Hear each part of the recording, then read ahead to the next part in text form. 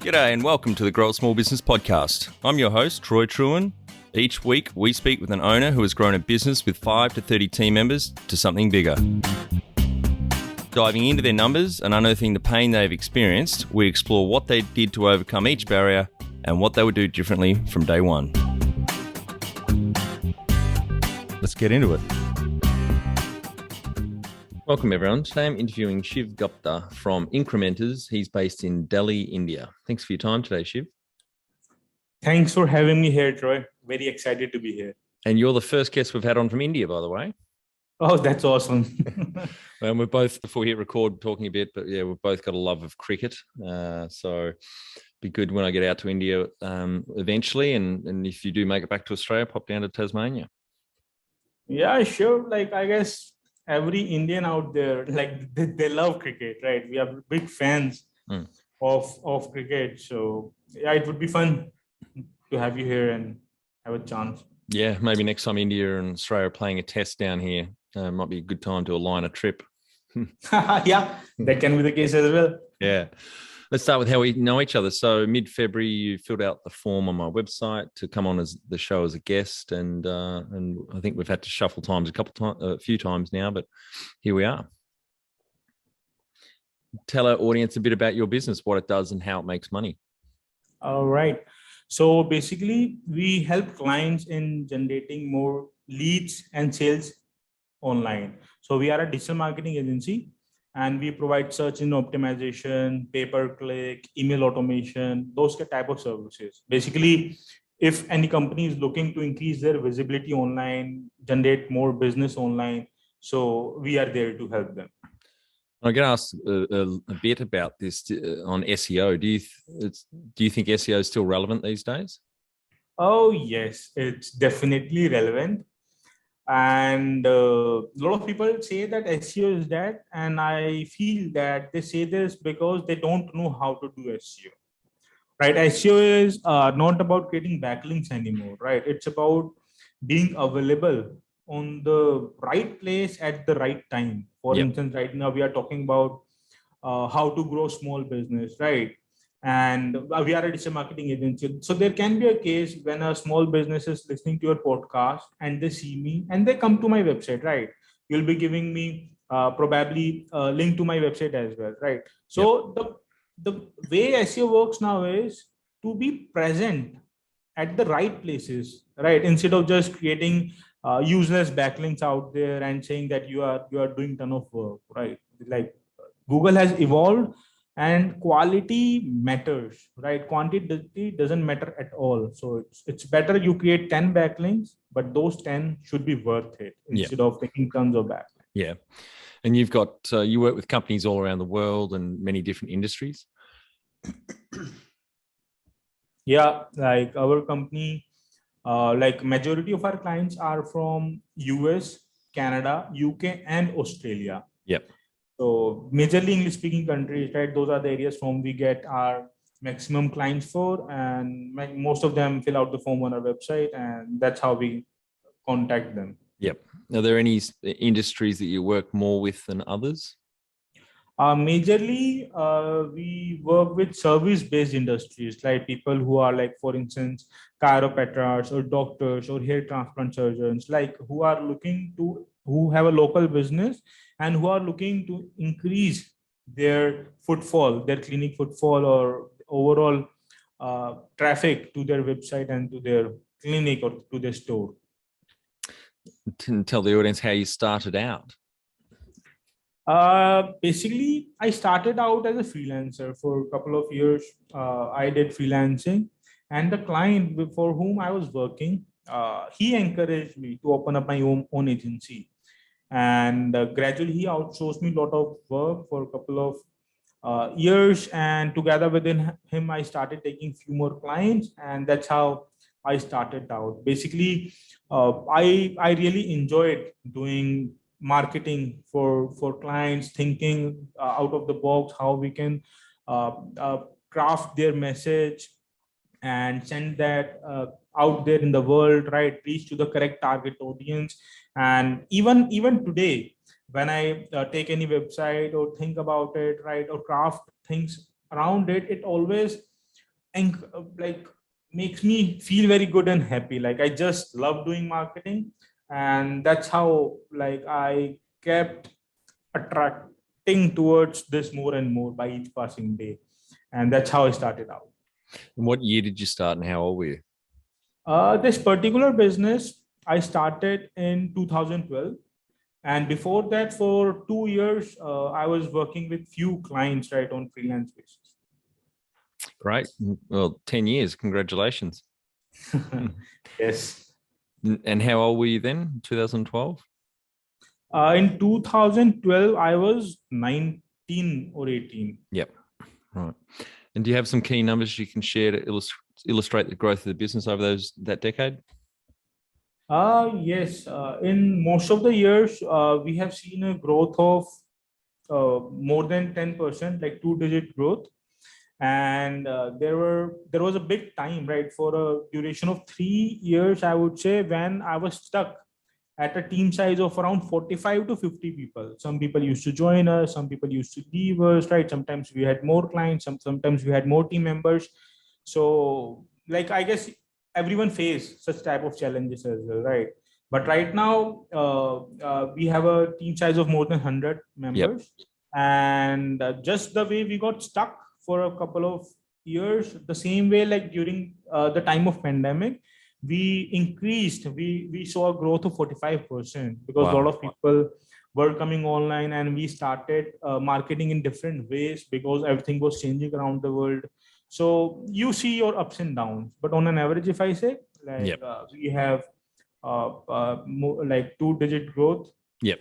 every year and a team size of more than 100, which you can measure as a Yeah. key growth indicator. That's great. Congratulations. And how many people did you start out with? How many full-time equivalents? Yeah, I started with three people, including me. So we were Yep. just three team members, right? It was self-funded system. So like the money which you used to earn from the client, like was used to pay out the salaries and all the office Yep. expenses. When was the moment you felt like you had succeeded? Well, it's a kind of a subjective thing, but I guess the time when recession hit and we somehow managed, right? Team was dedicated. They came up with a lot of solutions, and even during the phase when everything was going down, I was seeing a lot of people from my same industry were running out of business. They shut down their offices. We were growing, right? And we hit a team size of 100 people.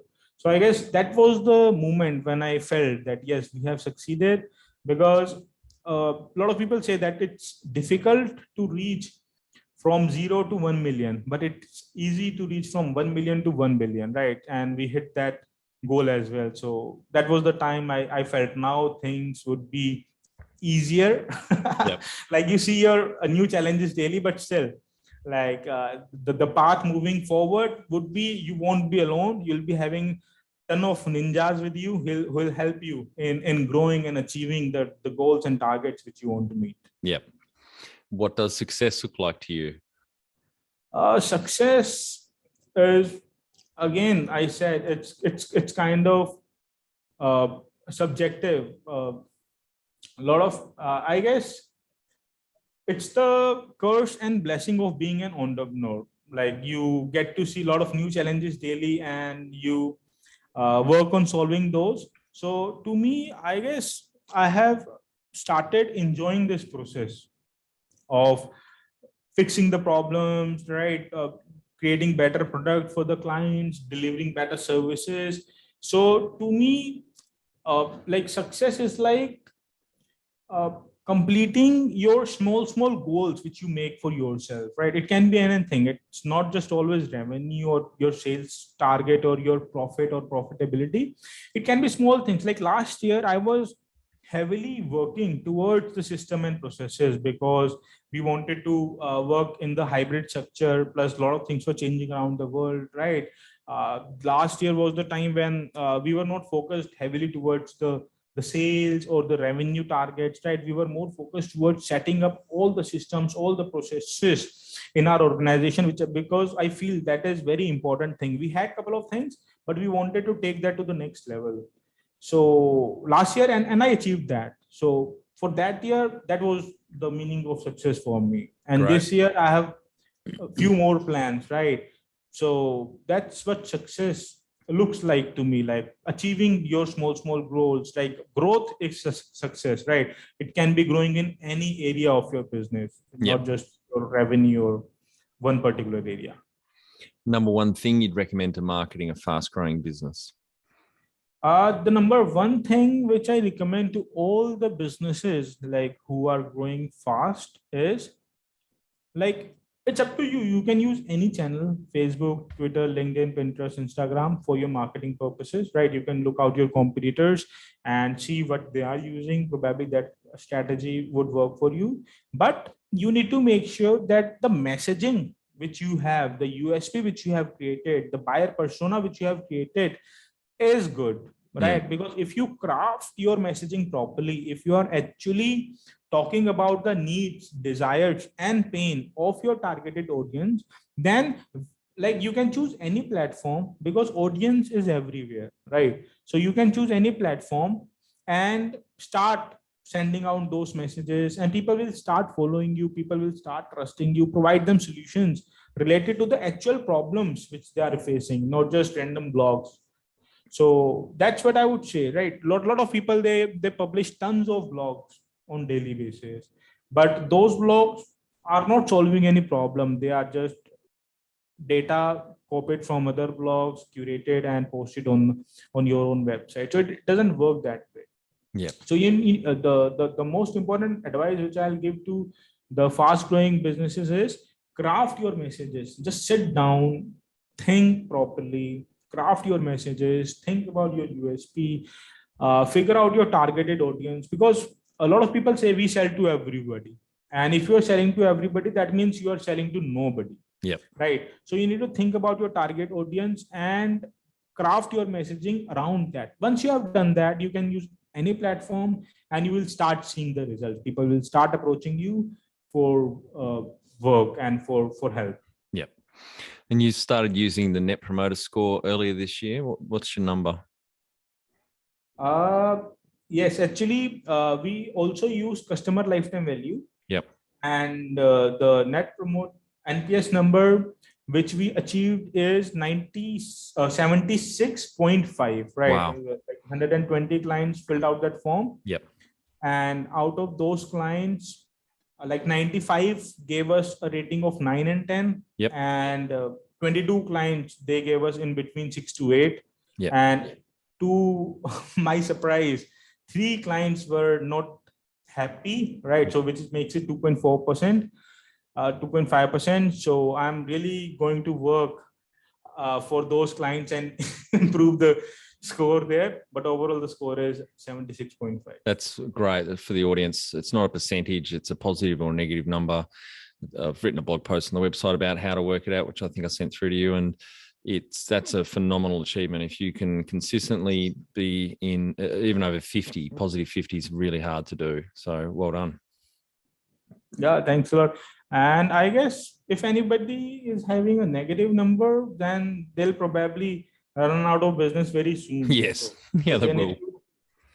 Start working towards it aggressively, right? Instead of focusing on marketing, they should focus on their products and their customer service. Absolutely. And relationship. A lot of people, they just send the reports, right? Or send the stuff to the client. They don't communicate. They don't get opportunity to do some sort of social networking. I guess that's also important thing, right? You need to have some sort of relationship with your customers as well, right? Create couple of touch points, right? I advise, like for instance, in our organization, what we do is we have created different types of touch points with our customers, right? Different type of surveys which we send on monthly basis, right? Or we set out time to ask them what are the other areas where we can help them in their business growth, right? Because all these items help, not just it should not be the transactional relationship, right? Because that doesn't go well, and like everyone lose the interest in that process. But once you have a relationship, it really changes the game. Yep. And funding your business, you mentioned that it sounds like you were just grown through reinvesting the profits. You haven't taken on bank finance or investors? No, we haven't taken any bank finance or anything. Like all the money which we generate from the clients, we use that for further marketing and the other business operational expenses. Yep. If you were to start up today with plenty of funding, would you go into your industry? That's kind of tricky. There are a lot of things in the tech space these days. If I would get funding today, like marketing is fun. I enjoy that. So probably yes, I'll choose the same industry, but I'll increase bit of share towards metaverse marketing, because metaverse is the next big thing which is coming out there. So, and we are doing some research towards the marketing of metaverse as well. But yes, that's something where I would like to spend little more time. Can you outline the most stressful point in your small business growth journey so our audience can learn from it? Most stressful point, like you won't believe it, but the most stressful point was, was the time when we were getting tons of clients and it was a chaos everywhere, right? It's very difficult to deliver properly, right? You are recruiting, you are putting your workforce in, recruiting more people, training them, then accomplishing the client's goal, and it's very difficult to stop your marketing when you are getting clients, right? So that was the most stressful point. I had to work longer hours, my team was working longer hours, we were working on Sundays as well, though it's fun, but at the same time you need to take out some time for yourself as well, right?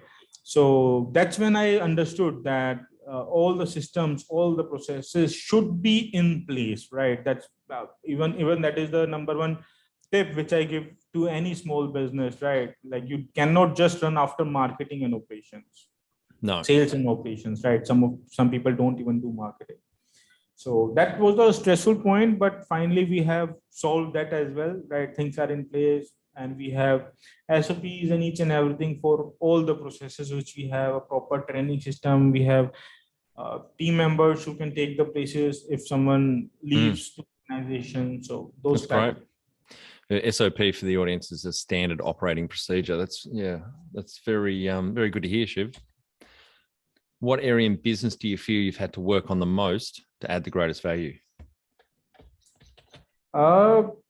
Like the most important area, number one was the product development, because once you take care of your clients, everything else follows, right? So you need to make sure that your product is good, you are confident, because once you're confident, it is very easy for anyone to do the marketing, for anyone to do the sales, because you are confident and the buyer can see that in your eyes, right? That you'll be able to deliver results. Once your product is good, you get a lot of referral work as well. Once your product is good, the clients who left because of some other reason, they also come back to you, right? So in my initial time, I spent a lot of my time towards the product development. Now we have innovation team as well, the R&D team as well, who keeps on looking for the better solutions out there. Other than that, these days I am spending my time towards the marketing because someone else has taken the operations team. What have you enjoyed the least about managing fast growth? Like managing the least, actually, that's the part, right? Like you, if you enjoy your work, you enjoy every bit and piece of it, right? So with the fast growth, you are getting clients, you feel good, there is a chaos, but that is a good problem to have. Yep. It's a good problem to have. And in this like business world, you always get new and new problems. Each passing day, you become comfortable with those. So I would say I enjoyed each and every moment of the fast growth which you are having. What do you love most about managing fast growth?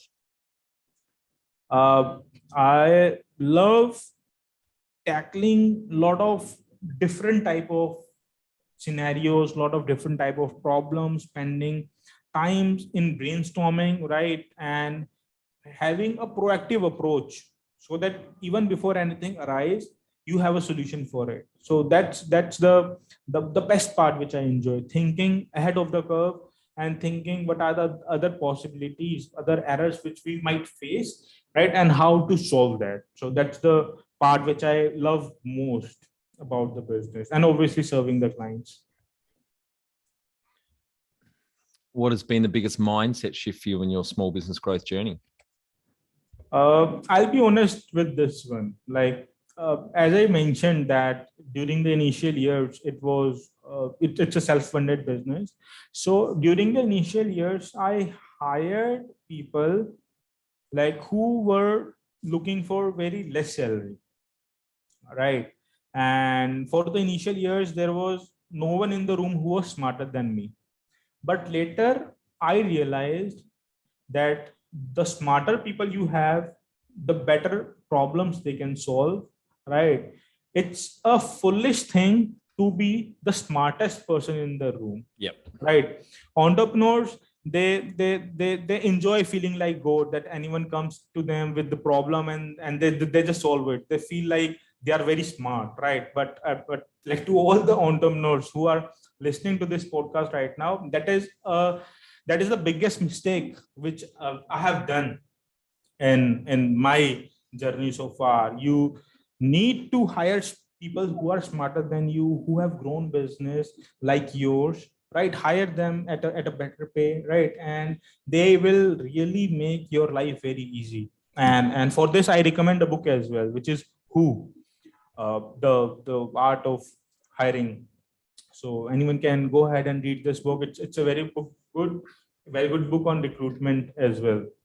So that was the biggest mind shift. Like, when I started hiring better people, they were there to solve tons of problems for me. Yeah. Excuse me. The book's called, I'm just trying to find the book. It's called Who, is it? The Art of Hiring. Mm-hmm. Do you remember who the author was? Who? What are you saying? Sorry, the author of the book. Oh, the author of the book is it Jeff Smart and Randy Street. Right. It's Who, the method, the A method for hiring. Right, got it. Awesome. We'll link through to that in the show notes for sure. What is the number one habit you think a small business owner needs to develop and maintain?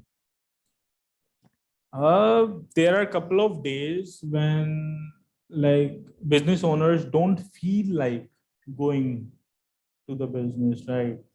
And the number one thing, the number one habit which I recommend them is be consistent. Yep. Right. A lot of people, they try marketing, they try one platform, and after 1 or 2 months, they stop doing that. Right. I am running a digital marketing agency, and even I have a YouTube channel as well.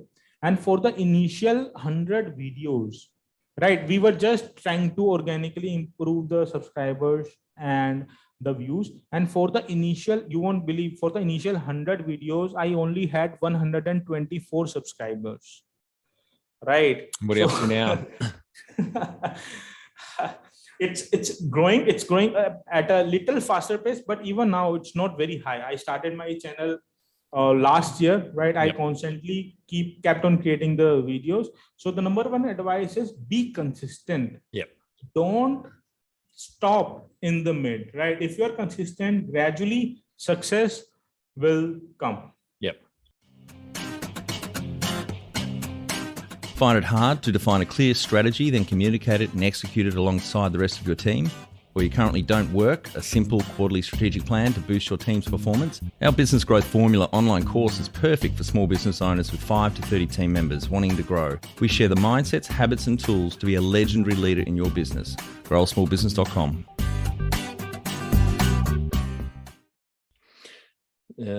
You've got over 100 team members now. Over 10 years, you've grown from 3. So can you talk to how you've added people to the team, some wins, mistakes, and advice for those listening? Like, while hiring or adding team members, you need to make sure that you are not just doing gut-based hiring. You need to do evidence-based hiring, right? Yep. You need to have a couple of different type of tests around to make sure they are fit. And when the owner is taking the interview, right, a lot of people, what they do is they just try to hire people who are fitting their budget. Yep. But that should not be the case.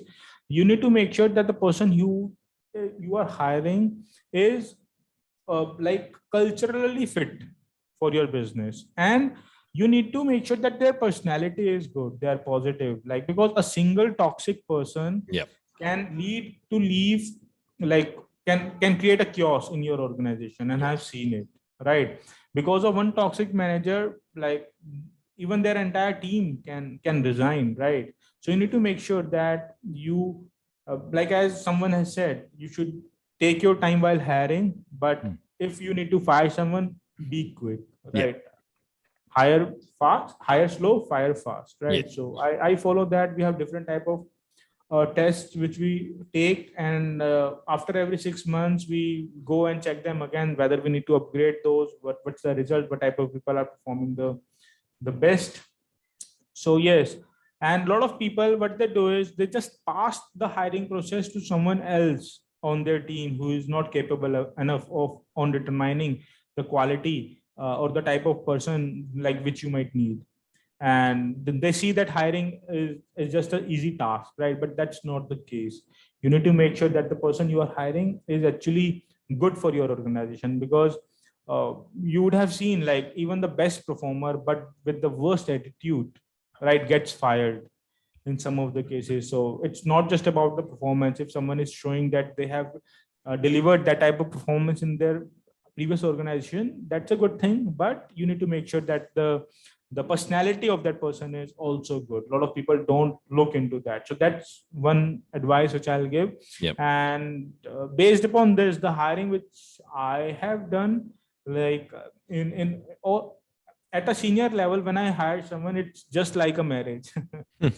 I drilled that down, the entire thing properly, right? I have read more than 10 books for hiring alone, right?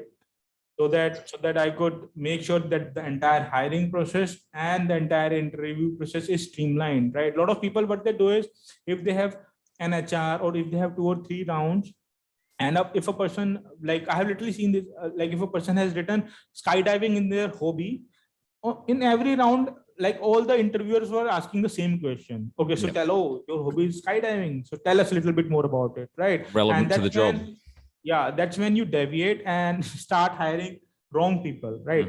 All the interview, all the rounds should have a proper agenda. What exact thing you are going to check, right? Whether Yep. you are planning to check what's their performance in their previous organization, or maybe their skill set, or maybe their personality, or maybe how they tackle the problems, right? But like, it should be different type of agenda while hiring. So those are few things that I would advise to a couple of people, that take your hiring seriously and read couple of books.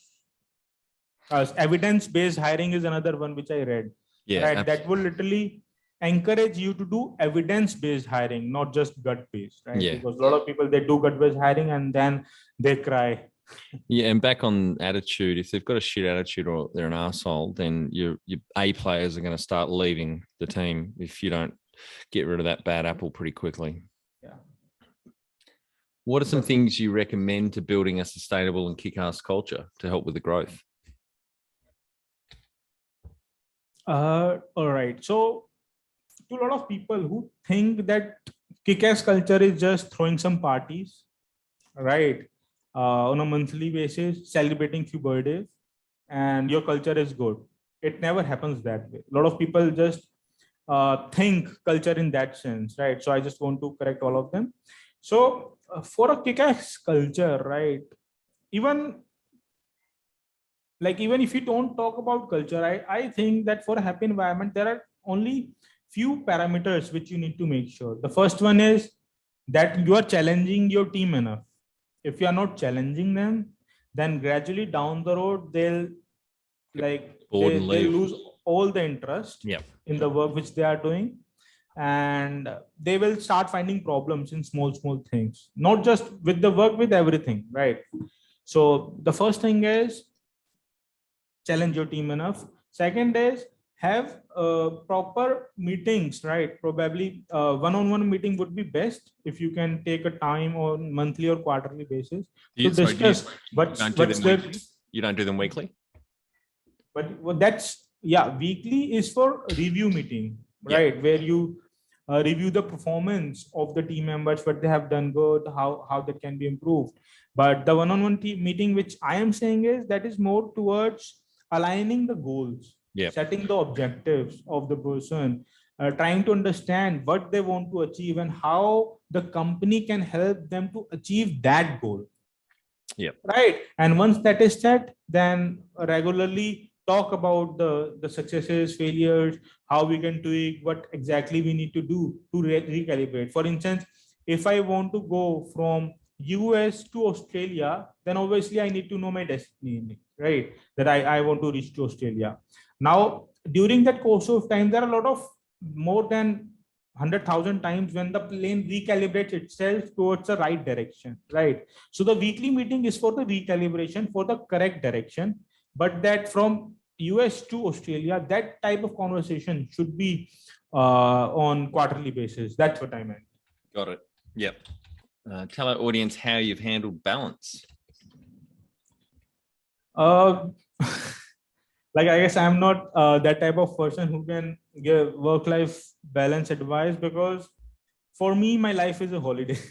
Yeah. Like, I enjoy my work, right? I'm very passionate about it. Even when I'm sleeping, I'm thinking about my business. Even when I'm at work, I'm smiling and having fun with my team members, or we are having some sort of brainstorming and critical thinking, right? So I really enjoy the process, right? My work is not exactly work for me. So like 24/7, my brain is at my office. How much professional development have you invested in yourself over the years? Sounds like it's a lot. If you've read 10 books alone on recruitment, which is the most I've ever heard of a guest here on the cast, you must be big into professional development. Like, for professional investment, actually, for personal and for the team development, right? The most important thing is getting trained, learning new things. Because if you are learning new things, that keeps your mind motivated and on the right trajectory. If you are learning new things, you start seeing better opportunities and better way of doing the things which you have been doing, right? And that keeps pushing you to do better, to perform better. So for me, the best thing for professional development is having a proper training sessions, reading books, listening couple of podcasts. Like, I have heard 2 or 3 of your podcasts as well, and they were very encouraging. Like, I learned a couple of things from there as well. So listening to podcasts, reading books, having training courses. If you're struggling with something, just go and get a course, buy a course about it. Right now, we were just studying about EOS model, right? So there are a lot of things. Just keep on doing, keep on growing. That's the biggest development advice which I can give to anyone. Yeah. Have you had mentors or coaches along the way? Oh, yes. They are very important part of my life. So yes, I have a business coach, right, from past 2 years, and they have guided me in tons of areas. And apart from that, I keep on enrolling myself in different type of workshops to see what are the different and what are the new things coming out there. What are like you just get opportunity to talk to the best minds out Yep. there, right? People who have solved the problem which you are currently trying to solve. So yes, coaches and mentors are a very crucial part. They speed up the process of growth, right? They help you in setting up a lot of things. So yes, I am like, they are here to stay with me for my life, right? For my entire life, I'm going to stick with couple of coaches. Right. Do you have a board of directors or advisors? No, as of now, we don't have board of directors or advisors. All right, Shiv, we're on to our final 5 questions. What do you think is the hardest thing in growing a small business? The hardest thing is understanding and doing marketing. A lot of businesses, they just focus on sales and operations, and they do marketing only when they have free time. Yep. Right. And that's a challenge in the mindset which I've seen to a lot of businesses, right? You need to consistently do the marketing. right? Even when a lot of clients are coming to you, that is the best time to do the marketing, because if you are doing marketing at that point of time, you would be choosy.